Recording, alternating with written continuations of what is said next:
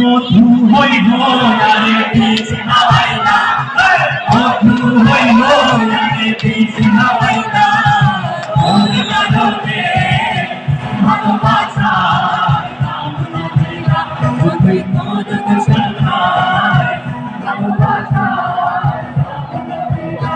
আরেকবার একটু আপনাদের আওয়াজ শুনতে চাই। মধু হই হই পিছ হাওয়াই না, মধু হই হই পিছ হাওয়াই না, মনে কাঁদবে ভালোবাসা কামনা দিলা তুই তোর দশায়।